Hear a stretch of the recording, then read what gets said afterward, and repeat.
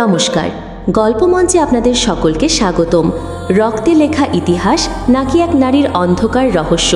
সুজিত রায়ের কলমে কলকাতার প্রথম মহিলা সিরিয়াল কিলার, ত্রয়োদশ অধ্যায়, আগল ভাঙার দিন। গল্পটা যদি ভালো লাগে তাহলে একটা লাইক এবং গল্পমঞ্চ চ্যানেলটি সাবস্ক্রাইব করতে ভুলবেন না। আর হ্যাঁ, ধূমপান বা মদ্যপান একদম স্বাস্থ্যের জন্য ভালো না, তাই ধূমপান বা মদ্যপান থেকে দূরে থাকুন। নিজে ভালো থাকুন, পরিবারকে সুস্থ ও ভালো রাখুন। শুরু হচ্ছে কলকাতার প্রথম মহিলা সিরিয়াল কিলার, ত্রয়োদশ অধ্যায়, আগল ভাঙার দিন। রূপকুমারের বন্ধুর হাত থেকে নিজের জীবনে ত্রৈলোক্য যেদিন প্রথম নিজস্ব উপার্জনের অর্থ শাড়ির আঁচলে বাঁধল, সেদিনই বোধহয় ত্রৈলোক্য তার সর্বনাশের পথে তলিয়ে যাবার প্রথম পদক্ষেপকে আহ্বান জানাল। রূপকুমার প্রথম দিকে টের পায়নি, কিন্তু খুব দ্রুত ত্রৈলোক্যর আচরণে সন্দিগ্ধ হয়ে উঠল সে। ঘন ঘন সিগারেট খাওয়া, মদের গেলাসে চুমুক দেওয়া, আলুথালু বেশে পরপুরুষের সামনে বুকের আঁচল বারবার খসিয়ে ফেলা, এসব তো সে ত্রৈলোক্যর কাছে আশাই করেনি কোনো দিন। কিন্তু যা স্বপ্নেও ভাবেনি, সেটাই দিনের পর দিন চোখের সামনে দেখে দেখে কেমন মনমরা হয়ে যেতে লাগলো রূপকুমার। দু একবার সাবধান করার চেষ্টাও করেছে, কারণ বেশ্যাপাড়ায় কেউ সতী হয়ে থাকতে পারবে না জেনেও কেউ যদি প্রথম থেকেই নিজেকে লোলুপ দৃষ্টিগুলোর সামনে উন্মুক্ত করে দেয়, তাহলে তাকে দুদিনে চিবিয়ে চিবিয়ে ছিবড়ে করে দেবে, তারপর ছুঁড়ে ফেলে দেবে জঞ্জালের মতো। যৌবন শেষ হয়ে যাবার আগেই শেষ হয়ে যাবে তার মক্ষীরানী হওয়ার স্বপ্ন। এটাই বেশ্যা জীবনের ভয়ঙ্কর দিন। এগোবার পথ বন্ধ, এদিকে দেওয়ালে পিঠ। কিন্তু তখন ত্রৈলোক্য অনেকটাই বেপরোয়া। তাকে রোখে কার সাধ্য? ভয় পাচ্ছিল রূপকুমার। শেষ পর্যন্ত বেনজলে ভেসে যায় যদি ত্রৈলোক্য, তখন তাকে রক্ষা করবে কিভাবে? প্রদীপের শিখার দিকে ধাবমান দেওয়ালি পোকার মতো যেন আত্মহননের পথে দৌড়চ্ছে ত্রৈলোক্য। রূপকুমার সিদ্ধান্ত নিল আর কোনো বন্ধুকে নিয়ে সে এ ঘরে ঢুকবে না। ত্রৈলোক্যর প্রতিক্রিয়াটা কি হয় সে দেখতে চায়। 2-4 দিন এরকম কাটতেই একদিন ত্রৈলোক্য রূপকুমারকে জিজ্ঞেস করল, কি গো, কদিন ধরেই দেখছি তুমি একা একাই ফিরছো, বন্ধুরা কি সব সাধু হয়ে গেল নাকি? সবারই তো কাজকর্ম থাকে, আসবে নিশ্চয়ই পরে। নির্ভেজাল কণ্ঠে জবাব দিল রূপকুমার। ও তাই নাকি? তা সন্ধেটা তো তাদের কাজই ছিল এখানে এসে মদ গেলা, এখন কি অন্য ঠেকে বসছে নাকি? কোনো কথা না বলে চুপ করে রইল রূপকুমার। কি গো, চুপ করে রইলে যে বড়, তুমি বারণ করনি তো? না না, বারণ করব কেন, আসবে আবার কোনো দিন। জানি না বাপু, তোমার বন্ধুগুলো বেশ, ওরা এলে আমার সময়টা ভালোই কাটত।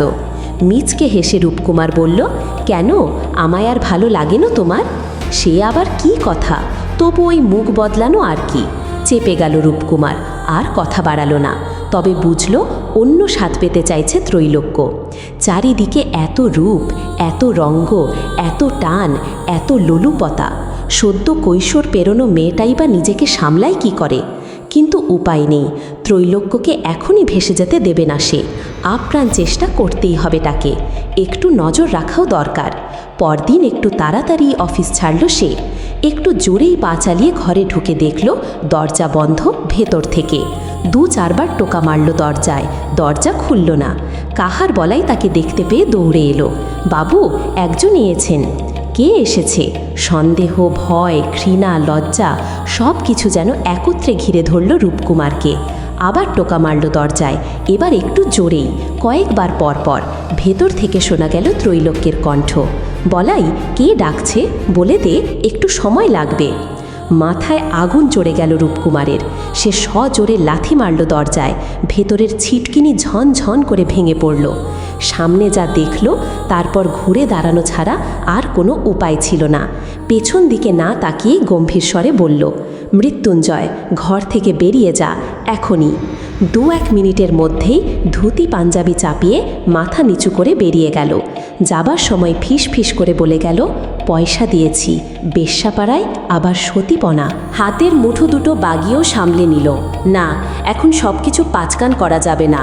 তখনও আলুথালু অবিন্যস্ত চেহারায় দাঁড়িয়ে আছে ত্রৈলোক্য, বেপরোয়া পার হাবভাব। তুমি ওনাকে তাড়িয়ে দিলে কেন? রূপকুমার হতচকিত। যে মেয়েকে নিশ্চিত খুন হওয়ার হাত থেকে রূপকুমার বাঁচিয়ে এই শহরে এনেছিল, সে আজ তার মুখের উপর প্রশ্ন করছে। রূপকুমার তবুও ঠান্ডা মাথায় বলল, তুমি ভেতরের ঘরে যাও, আমায় একটু একা থাকতে দাও। তুমি আগে আসবে বলনি তো?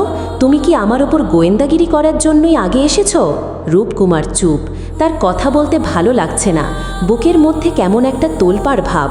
তুমি ভেতরের ঘরে যাও, পরিচ্ছন্ন হয়ে এসো। এতকাল তো কথা বলনি, আজ কেন? তোমায় ছেড়ে তোমার বন্ধুর সঙ্গে শুয়েছি বলে হিংসে হচ্ছে? গায়ের চামড়া জ্বলে যাচ্ছে তো?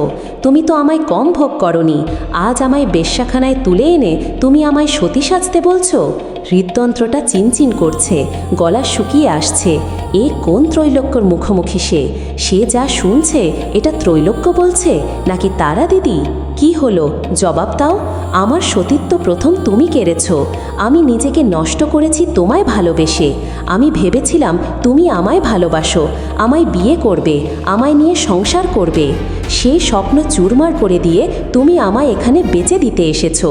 সেই তুমি আমায় সতী হতে বলছো এই নরকের মাটিতে?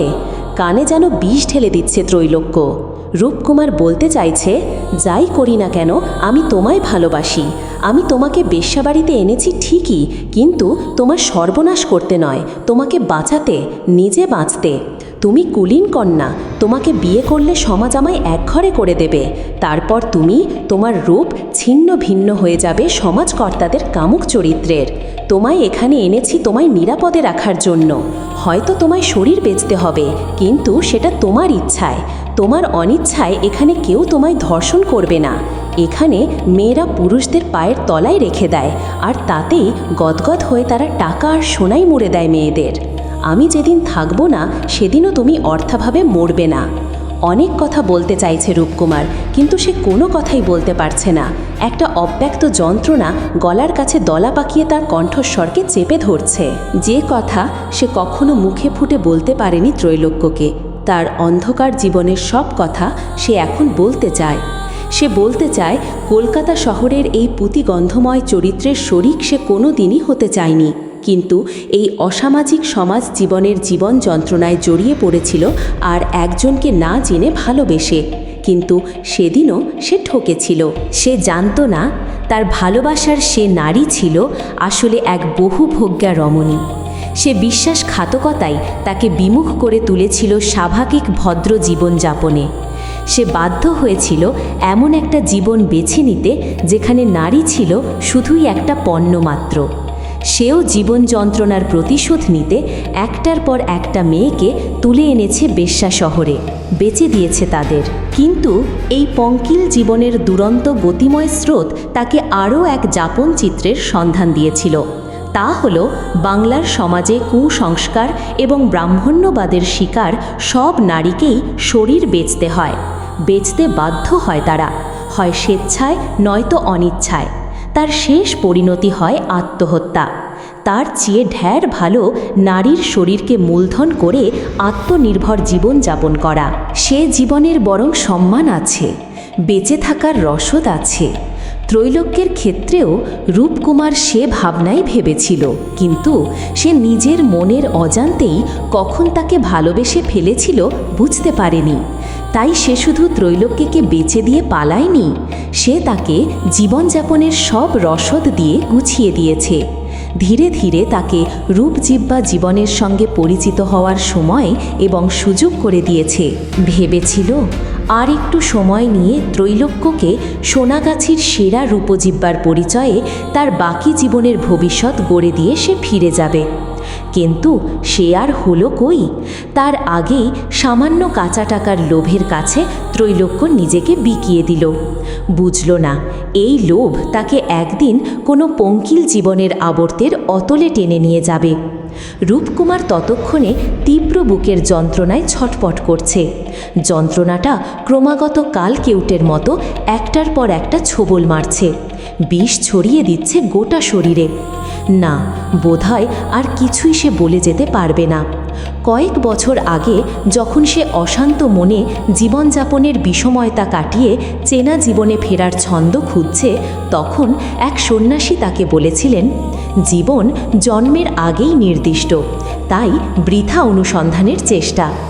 আজ যেন সেই কথাগুলোই রূপকুমারের চারপাশে গম গম করে পাক খাচ্ছে আর বলছে, জীবন জন্মের আগেই নির্দিষ্ট। তাহলে আজ যে যন্ত্রণায় সে ছটপট করছে তাও কি সুনির্দিষ্ট? এর যন্ত্রণার অবসান হবে কখন? রূপকুমারের সামনে ত্রৈলোক্য নেই। সে ভেতর ঘরে ঢুকে দরজা বন্ধ করেছে। বাইরের ঘরে সে একা। তার মনে হচ্ছে এরপর তার জীবনে আর কেউ থাকবে না, হয়তো সে নিজেও থাকবে না। এবার বোধহয় শুরু হবে এক নতুন যাত্রা। সে যাত্রাপথে আলো আছে নাকি সবই অন্ধকার সে জানে না, তবু মনে হচ্ছে এবার তাকে বেরোতে হবে। অনেক দিন আগের একটা স্মৃতি ভেসে উঠছে চোখের সামনে। একটা অজানা স্টেশনে সে দাঁড়িয়ে।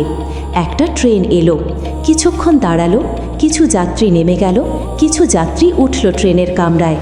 কিছুক্ষণের মধ্যেই বিকট সিটি দিয়ে ভুস ভুস করে একরাশ ভুসো ছাই ছড়িয়ে ইঞ্জিন ছুটতে শুরু করলো। কোথায় গিয়ে থামবে তা শুধু জানে ইঞ্জিন ড্রাইভার। কানে বাজছে ত্রৈলোক্যের সদ্য শেখা দুটো গানের কলি। হৃদয়ের একুল ওকুল দুকুল ভেসে যায় হায় সজনী উথলে নয়ন বাড়ি। যেদিকে চেয়ে দেখি ওগো সখী পরাণে পড়িয়াছে টান, কিছু আর চিনিতে না পারি। আজিকে কি ঘোর তুফান সজনী গো, ভরা নদীতে আসে বান, বাঁধ আর বাঁধিতে নারী। কানের কাছে রিন রিম করে বেজে যাচ্ছে রবি ঠাকুরের সেই মন উদাস করে দেওয়া গান। এ এক আশ্চর্য সঙ্গীত যা কবি নিজেও কোনো দিন হয়তো ভাবেননি। কোনো একদিন এই গানও গাওয়া হবে বেশ্যালয়ে, অথবা সংকলিত হবে বেশ্যা সঙ্গীত নামাঙ্কিত সংকলনে, একীভূত হবে কিরণ শশী দাসী, গোবিন্দ রানী বাই কিংবা সমগোত্রীয় মহিলাদের রচনায়। এ যেন বাইজিদের গলায় মীর অথবা গালিবের গজলের পাল্টা সংস্কৃতি। বাইজিরা গজল গাইত রইশ খরিদ্দারদের সমজদার পছন্দের কথা ভেবে, আর বাঙালি বারাঙ্গনারা রবি ঠাকুরের গান গাইত সাংস্কৃতিক মানসিকতার খদ্দেরদের জন্য। ত্রৈলোক্যকে সে পথেই নিয়ে যাচ্ছিল রূপকুমার, যাতে পাকেই পদ্ম জন্মায় তা প্রমাণ করা যায়। কিন্তু যে পাকেই তলিয়ে যেতে চায় তাকে রুখবে কি করে? না, আর ভাবতে পারছে না রূপকুমার, ভাবতে চাইছেও না। তার ভালোবাসা হারিয়ে গেছে, তাকে আর টেনে রেখে কী লাভ? কেটে দিয়ে প্রেমের ঘুড়ি আবার কেন লটকে ধরো? এক টানেতে বোঝা গেল তোমার সুতোর মাঞ্জা খড়। অজানা লোক থেকে ভেসে আসা গান শুনতে শুনতে পাশ ফিরে শোয়ে রূপকুমার।